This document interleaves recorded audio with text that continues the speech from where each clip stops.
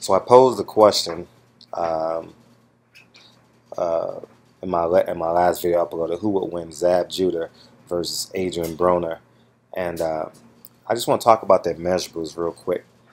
I think Zab Judah had better footwork and better hand speed, and versus Adrien Broner, who I think is a little bit more durable than Zab Judah. I don't think Zab Judah ever had a chin. Uh, After Costa Zoo, when he lost to Costa Zoo, it became widely apparent that he couldn't really take a punch.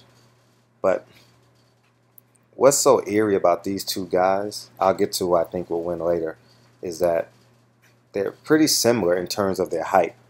You know, um, Zab Judah was supposed to be the greatest pay-per-view king, pound-for-pound king, but his lack of discipline, his lack of understanding boxing cost him a lot of money. And what I mean by that, I'm not going to get to the Baltimore fight, but let's just talk about the Costa Zoo fight. If you guys get a chance, YouTube the Costa Zoo fight. It's only 2 rounds, 6 minutes of your life, but it goes to show you how everything can be taken from you in a blink of an eye.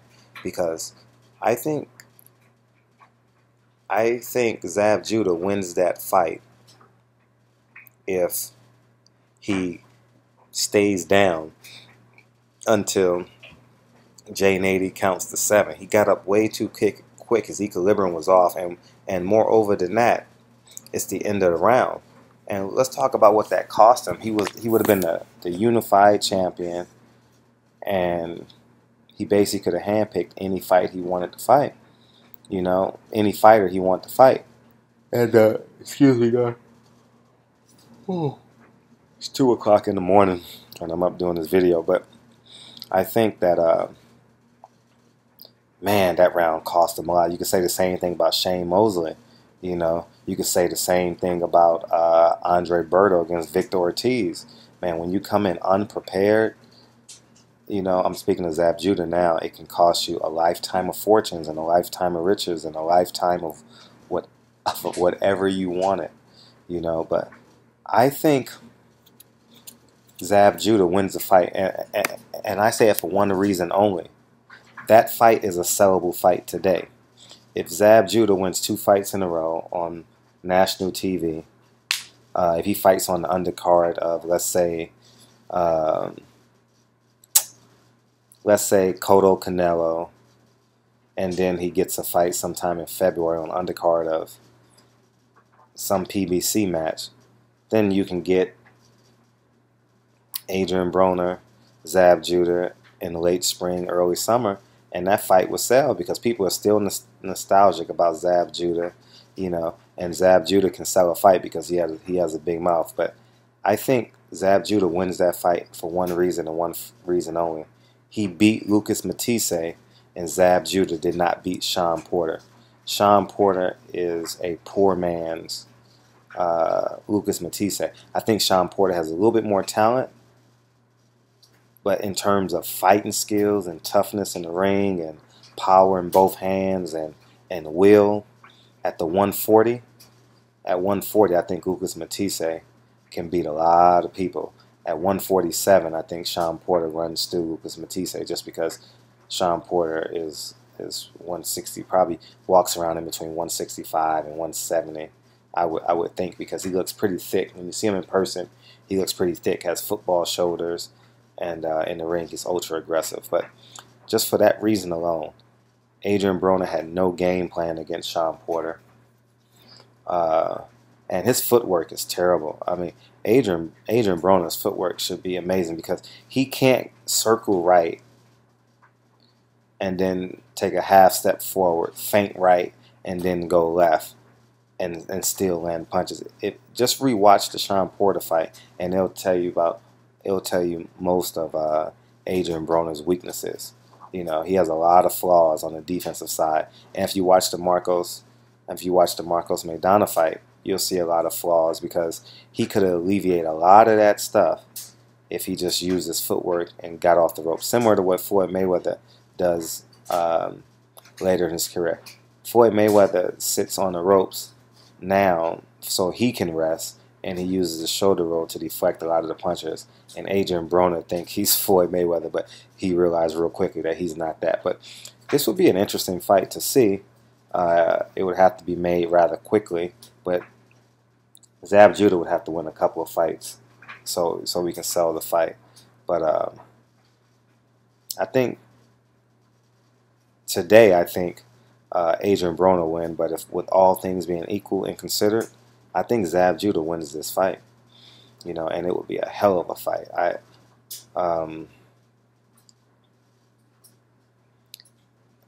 It's now reflecting. It's sad to think what happened to these guys and what they could have been.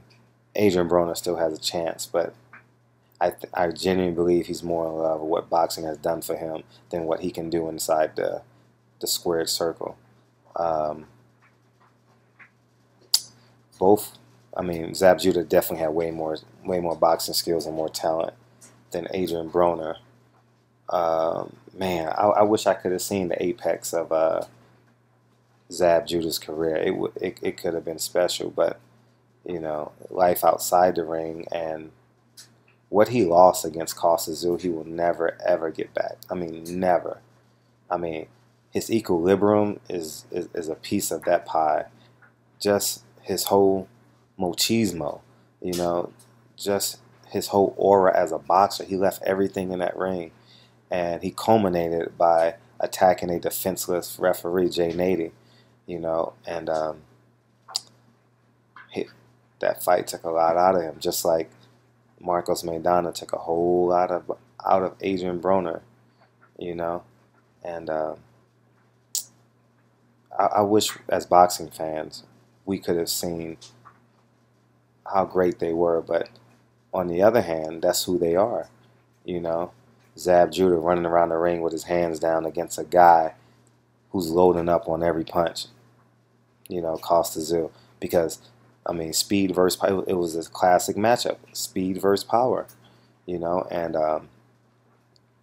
all Costa Tzu knew, if I can just catch him one time, I know he's gonna outpunch me 5-1, 10-2, 10-3, but my 3 punches are gonna be vicious. And all he had to do was stay away from that right hand, and he beats Zab Judah. And he beats Costa Tzu 10 rounds to 2, 9 rounds to 3, just based off footwork and boxing IQ and ring generalship. It's no way in hell he should have got caught with that right hand from Costa Tzu. But Adrien Broner, we'll see against Khabib who he is, because he's gonna have to win impressively. But it would be interesting to be a fly on the wall if Adrien Broner and Zab Judah had a conversation, and Zab Judah was to really open up to him and talk about, his pitfalls and where he went wrong and how he can be an influence on Adrien Broner's life. Because I really want to see who Adrien Broner really is in the ring. Do I think Adrien Broner's best fights are behind him? That's an interesting question, because I don't think he can beat a Lucas Matisse. If you can't beat Lucas Matisse, you're no good at 140. Is he tough enough to beat a Provodnikov? I don't know. Is he durable enough for a Provodnikov? Let's be honest. Can Adrien Broner beat Chris Algieri? Is he? Because Chris Algieri is probably one of the smartest boxers out, but his boxing skills are at a B level. The best he can be is a B level fighter, but his IQ on any given night can make him an A minus fighter. If you get what I'm saying, if he's able to pick you apart and use his brain and use his footwork and use his generalship, because as he showed against Amir Khan, he'll bang a little bit. So let me know what you guys think. I think this is a great conversation to have in the boxing community. Zab Judah versus Adrien Broner. I said at 25 in the last video, but just even though their careers began at different times, but if you piece them, if you go to Boxing Rec and you look at their schedule of fighters, you'll see if you replace Marcos Maidana with like a Costa Zoo or a Baltimore, you combine them together, you get the same results with um, Adrien Broner. If you line them up, you're like, wow, they're very similar in the competition that they fought. Zab Judah fought greater competition later because he was chasing paydays and his name could sell fights, knowing that he couldn't win like the Miguel Cottos. And, there's so many others I can't think off the top of my head, but um, it's tough. Boxing's a tough sport, but I'm really curious to know what you guys think. I appreciate you guys' support, and we'll bring in you guys more boxing content as we progress. And we got two big fights October 3rd, and I look forward to bringing you guys coverage on that. Thanks, guys. Barbershop Conversation. Appreciate you guys' support.